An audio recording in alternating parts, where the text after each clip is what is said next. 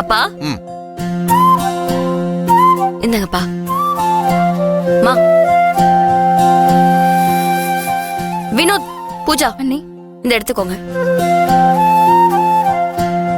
மா இது எடுத்து வை. பூஜா நில்லு.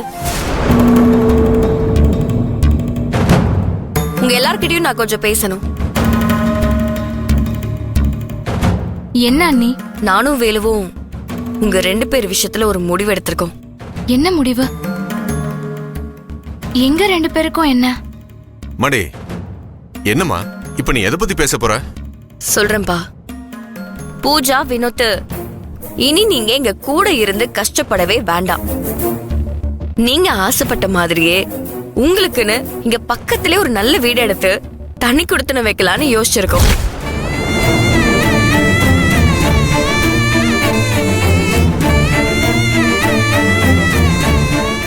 ஓ, இததான் யோசிச்சுட்டு இருந்தீங்களா?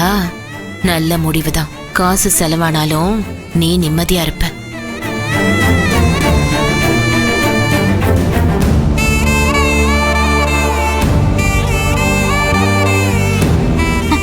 அண்ணி அண்ணி, இப்ப எதுக்கு அண்ணி தண்ணி கொடுத்தனும்? இல்ல பூஜா, இப்பதான் உங்களுக்கு கல்யாணம் ஆயிருக்கு. 2 பேருக்கும் ஒரு பிரைவசி வேணும்ல. இந்த சின்ன வீட்ல எந்த வசதியும் வேற இல்ல. அதனாலதான் நல்ல வசதியான வீட்டை பார்த்து வச்சா நீங்க சந்தோஷமா இருப்பீங்கன்னு நானும் உங்க அண்ணனும் சேர்ந்து இந்த முடிவை எடுத்தோம். அண்ணி, உங்ககிட்ட பிரைவசி வேணும்னு நான் கேட்டனா? இல்ல எங்களை தண்ணி கொடுத்தனும் வைங்கன்னு நாங்க சொன்னமா? நீ கேட்கலாட்டினாலும் எங்களுக்கு தெரியாதாமா? நீங்க 2 பேரும் தனியா இருக்கிறதுக்கு தான் ஆசைப்பட்டீங்க. அதனால தான் அன்னைக்கு வீட்டை விட்டு போகணும்னு நின்னீங்க.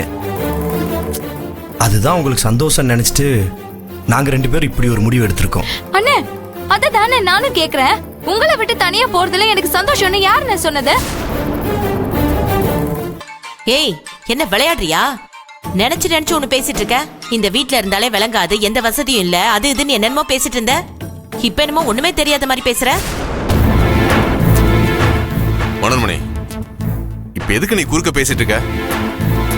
அதான் செல்வி மாப்பிள்ளை பேசிட்டு இருக்காங்கல்ல, நீ கொஞ்சம் அமைதியா இரு. செல்வி, என்னம்மா அது? நீ பாட்டுக்கு திடீர்னு வந்து தண்ணி கொடுத்துறோம் அது இதுன்னு சொல்லி பயத்தை கிளப்பிட்டு இருக்க.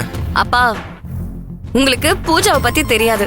பூஜா மனசுல வினோத் கூட சந்தோஷமா ஒரு வாழ்க்கை வாழணும்னு ஆசைப்படுறா.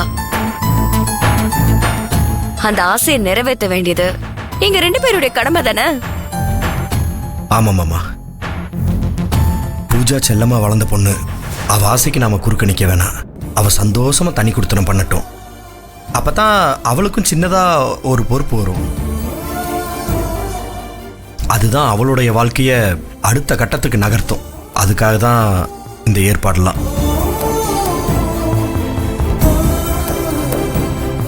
ஏய், நீ எதுவும் பயப்படாத. உனக்கு தேவையான எல்லா வசதியும் அந்த வீட்டுல நாங்க உங்களுக்கு செஞ்சு வச்சிடறோம்.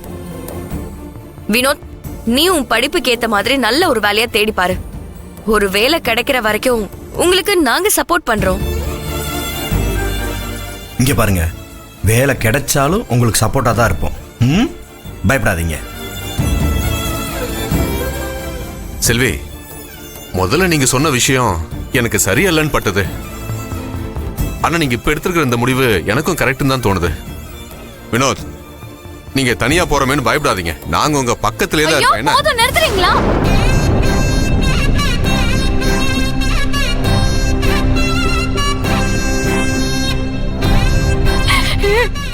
ஏய், என்னாச்சு? இப்ப எதுக்கு நீ அழுதுட்டு இருக்க? ஐயோ, நான் இன்னும் வீடே பார்க்கல. உனக்கு பிடிச்ச மாதிரி தான் பார்க்க போறோம். நீ தான் பார்த்து ஓகே சொல்லணும். உன்னோட சந்தோஷம் தான் இங்க எல்லாருக்குமே முக்கியம். ஏய், என்ன? நான் சொல்றது சரிதானே? அண்ணே, போதும் அண்ணே. என்னால இதுக்கு மேல உங்ககிட்ட என் மனசுல இருக்கிறத போட்டு வச்சிருக்க முடியாது அண்ணே. நான் ஏன் தனி கொடுத்துன்னு போகணும்னு ஆசைப்பட்டேன்னு சொல்றேன். அப்பதான் உங்க எல்லாருக்குமே புரியும்.